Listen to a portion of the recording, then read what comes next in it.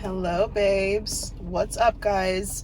Welcome back. Welcome back. Welcome back to my channel. As always, you know you are more than welcome to be here today in this space with me.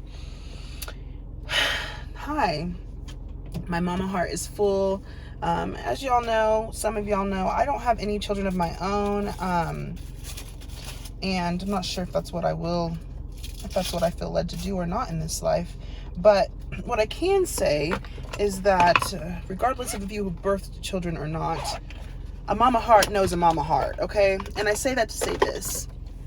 First of all, happy Mother's Day. For most of y'all, Mother's Day was yesterday, for those of you who don't know. But what I will say is that did I bring a lighter, Kianna? There's certain things I do to just truly piss myself off, you know? Stop.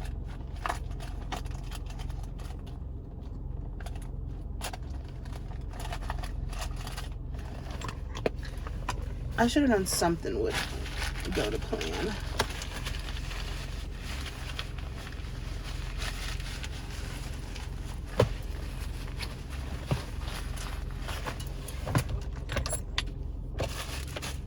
And I know he doesn't have a lighter in here because he's not a smoker, so he has no reason to have a lighter. Okay, friends, so we're gonna chat. I'm gonna give y'all a word, and then I'm gonna run to the gas station before I come back to the park to have a smoke and relax for 2 hours. Right.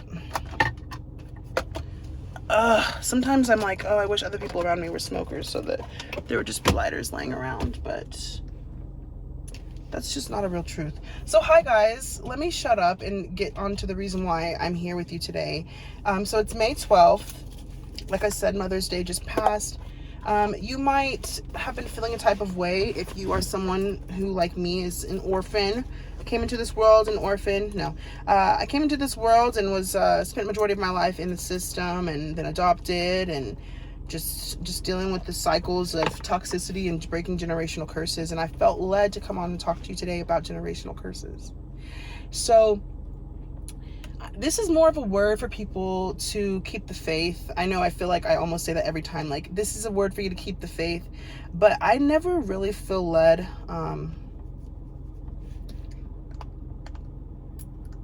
We gotta whip these off real quick, guys, because I can't roll with these giant nails.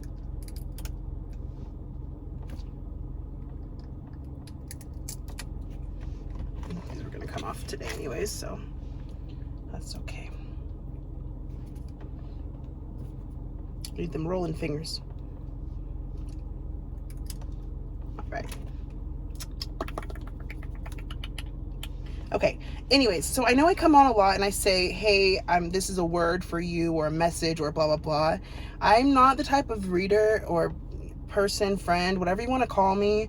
I'm not the type of person that's going to come on and tell you what to do. A lot of people get tarot misconstrued. And I've really been seeing that the way people have reacted by not having access to my personal readings. Some of my friends who are readers, some of their personals, they've really become more limited with their time, and it's like a protection thing for us and our energy as well. And so what I want to say is this. I realized as I was running on my errands and XYZ, I was like, oh wow, it was Mother's Day. And like, yes, I took a minute and I had a moment for my adopted mother, who really gave me a chance to have a life, and then my birth mother, who quite literally brought me life, right? So I spent some time just, thanking God for the lessons and the blessings, and thanking God for my parents, even though they didn't do what they should have done. They did what was their best. And here's something I was chatting with my friend's mother about, and I'll get to the reason I bring her up in just a second. I was just like, sometimes you just have to accept people for what they are, and accept that that's the best they can be. And yes, they may have done their best, but the truth is that their best wasn't good enough. And we can align that up to almost any category in our life: co-workers, bosses, relationships, platonic friendships. And here's where I wanted to give you a word.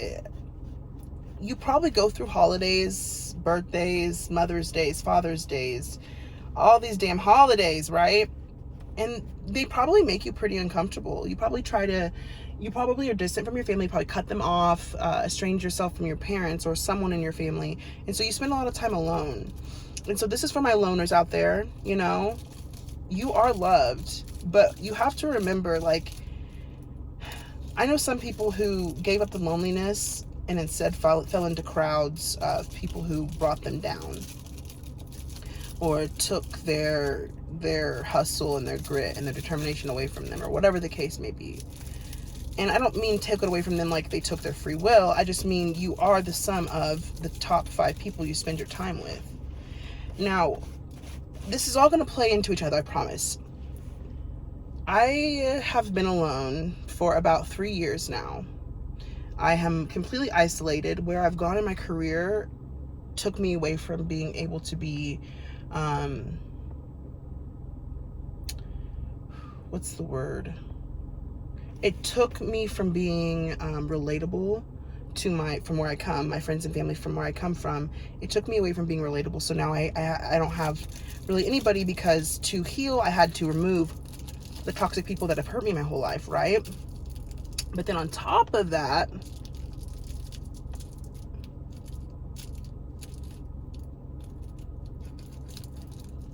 to do that, you're committing to a life of loneliness. You're committing to a life of people misunderstanding you forever. You're committing to so much just to heal and be safe within yourself. Isn't that wild?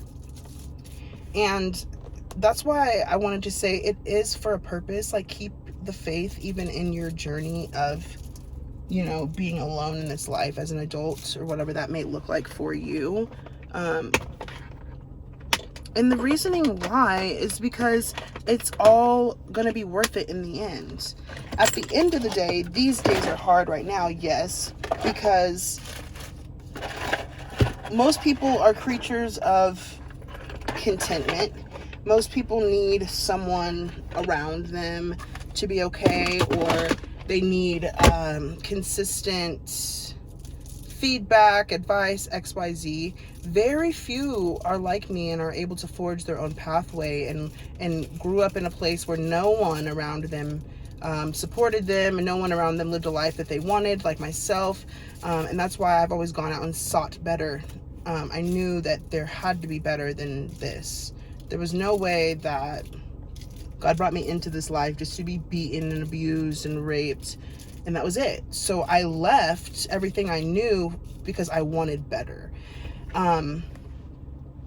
And I feel like you are doing the same, or you did the same, but you're in one of those pits where you're just like, gosh, like, is it worth it to be alone all the time? Like, is it truly worth it to estrange yourself from your family if that means that you will never have, every Christmas you have from now on is going to be spent by yourself? Yes, by yourself is safer. Yes, by yourself is quieter and healthier for you, but that doesn't mean it's easier. And that's really what I wanted to come on here and talk to you today. You know, those of us that choose to estrange ourselves from our families, a lot of people, you know, that do know that, they know that that takes a lot of strength. But you don't understand the loneliness. Do you know what it's like to wake up and not have any happy birthday texts? Do you know what it's like to not have gotten a Christmas present from people in your family since you were in the 6th grade? Do you know what it's like to not be thought of? To almost feel like a second-class citizen in general, not even just within your family construct, just in general. It's degrading. It's exhausting. It's tiring. And sometimes all you want is someone to tell you you're doing a good fucking job. I'm proud of you that you haven't given up. Those of us that have estranged ourselves from our family, at one point I was always one paycheck away from from having to start all over again.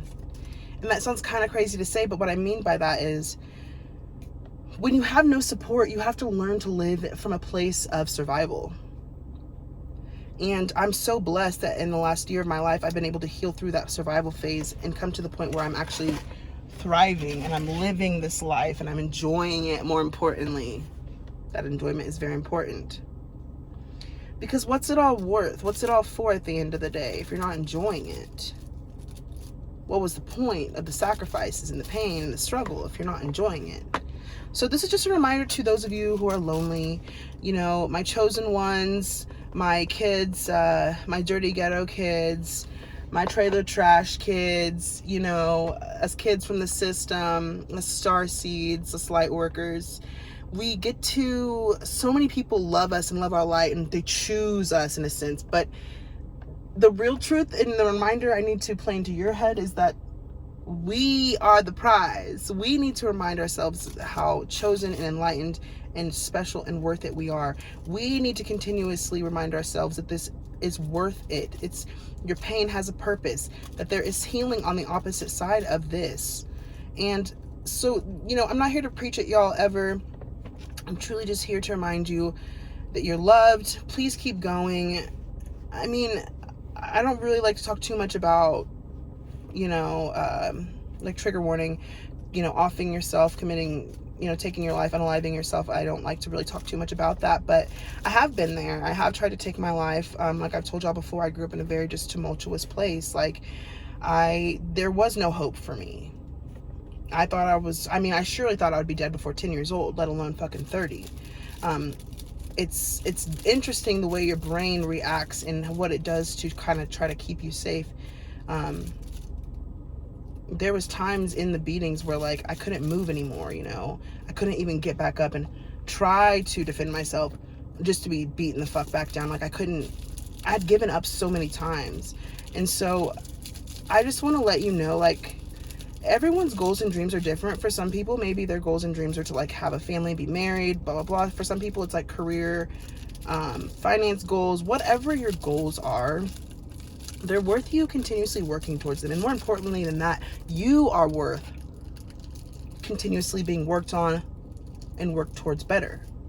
So please don't give up on yourself. We've had everyone around us give up on us, misunderstand us, choose to continuously misunderstand us and play into a narrative that's not even factual. Don't do it to yourself. I promise you, your pain had a purpose. I've been through it all. Anything you can think of, traumatic, I've been through it. And if I can grow through it, so can you. Because I had no fucking help. I had no support, no fucking help, and that's still the narrative to this day. Now, except I have other chosen ones that are my soul family. I've met great men and women along the way that have poured into me and allowed me to view myself in a different light and allow me to see myself and stand up for myself and build boundaries and have healthy relationships, you know?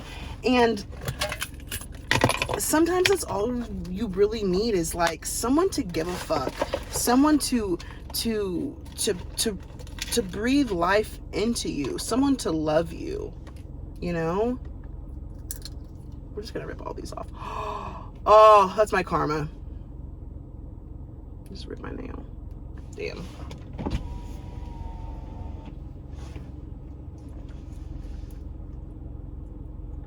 And I'm sure in your head you're like, well, stop, Kianna. Like, I can't. I already started. I gotta finish. One sec. Okay, so I went and popped all my nails off and was going to leave before I looked up and was like, oh yeah, I was recording a video. So you might be getting sidetracked very easily right now. Please go take some time and go for a walk. I'm about to go on a walk for an hour as soon as I get back from the gas station up the road.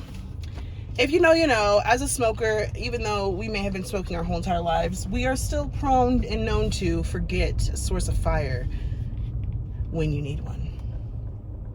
And the shitty part about this for me personally is simply that this park was not easy to get to. It's not easy to find, and there's literally no park. Like, it's like a big open park and recreation like grounds, and there's only like one true entrance, and all of the miles around it, you can't actually park there. Even though you could enter there, you can't park there. And so then you're probably thinking, oh, let me park in the neighborhood. No, the whole neighborhood for like the 5-block radius literally has these signs that say permit parking only. So if you live in here, you clearly must have a permit, or else they're gonna tow your motherfucking car. And I don't have time for that. I don't have time for that foolishness. So let's go buy a lighter and move on with our lives. But guys, like I said, just a reminder, please keep the faith. Know that your pain had a purpose. Know that you have a purpose, and that you have a path that was aligned and made absolutely perfectly for you. And so please don't allow other people to take from you, steal from you, ruin you, anything like that. We're gonna pop into 7-Eleven because it's right here. And hopefully they either have like a cheap lighter or like a pack of 2 or 3. Bare nails, bare nail knucks. So I'm about to, as y'all know, this weekend I'm heading off to Utah.